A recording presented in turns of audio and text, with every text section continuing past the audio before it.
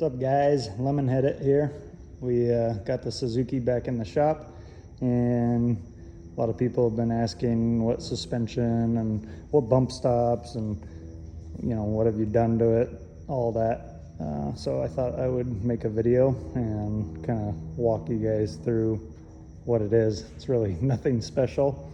I would say the reason it does most of what it does is because I have an adrenaline addiction and have a heavy foot. So anyway, I'll walk you through kind of what we've done to it over the years. It was a two-wheel drive Suzuki Samurai, a 91. So it's throttle body, fuel injected, and yeah, did a four-wheel drive conversion, which isn't really much. You just take the two-wheel drive transfer case out because they had a transfer case. There's just no front output shaft. You put a four-wheel drive one in and then get a four-wheel drive front axle, and it all pretty much bolts right up.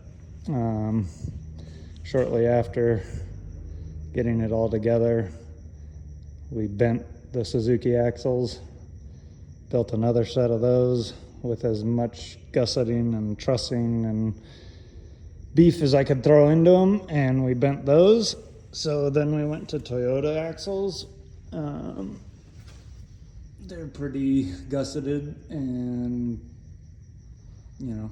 beefed up with junk you can buy.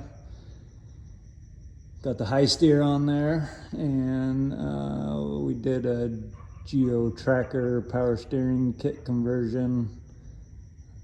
Obviously it's spring over, aftermarket shackles, almost everything on it. As far as suspension, like shackles, I just build those myself. Bump stops, just some polyurethane competition, big old fat bump stops. The front leaf springs are actually stock Suzuki rear leaf springs. You just get the rears, put them in the front, kind of relocates it a little bit forward. I also re-drill the back perch to move it back a little bit so that the center pin for the axle is a little bit more in the wheel well.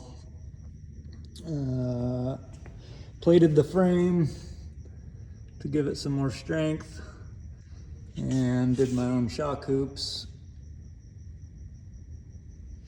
We got Toyota drive lines in it.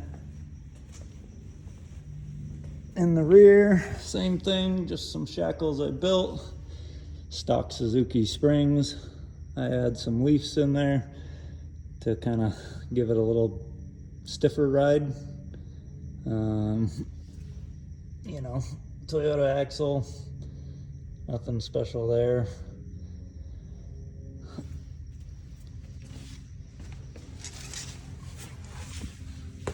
Did my own shock mounts up top, kind of just looking at what other people do and then just make my own.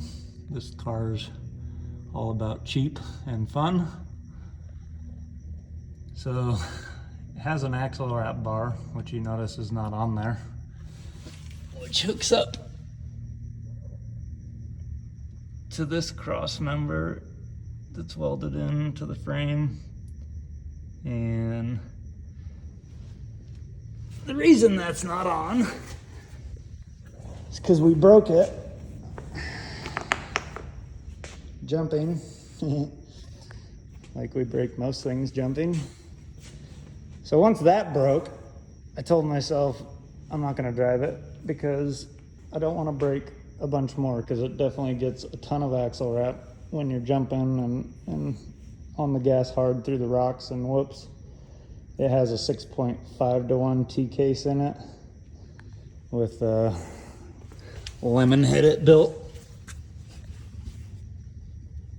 Oh, cradle, that's super hard to see. I'll have to pull that out and show you guys. Anyway, yeah, I told myself not to drive it, but I just couldn't withstand hitting a jump that I saw.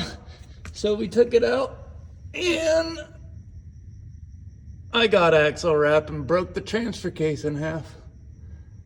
That was fun. So, got it back in here and got another transmission that was off the shelf and another transfer case.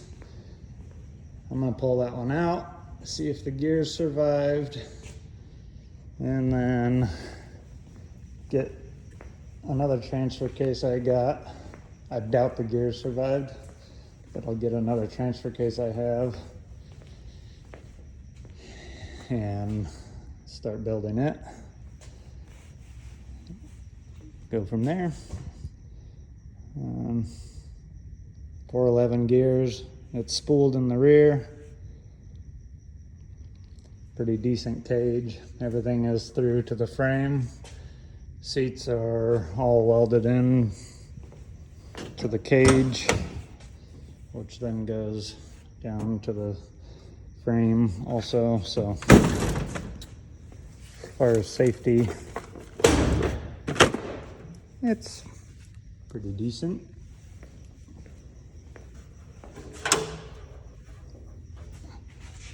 Motor's nothing too special. Yep, good old Sammy. Build them cheap and smash them hard, and they usually hang in there if you build them right. I think the number one thing that most people get wrong is they don't cycle their suspension. They don't get their bump stops right. They don't get their drive shafts, slip yoke set up correct. They don't get angles right. And so when they start to drive them hard, whatever they miscalculated or didn't test with a forklift or hitting small jumps and measuring things, then they end up breaking a lot. But if you've got your bump stops and your slip yokes and your drive shafts all lengthened and shortened and long enough splines for the slip, then you can beat on them pretty darn hard and they don't break. Anyway, hope this helps you guys all out, and there'll be more to come because we got a lot of stuff to pull apart. Woo! Lemonhead-it. Well, I'd say that's pretty good.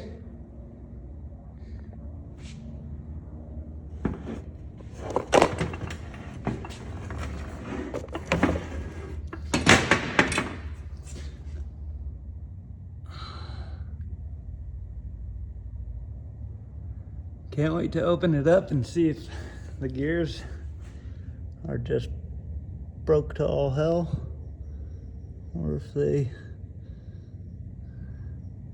oh yeah, I definitely am seeing missing teeth.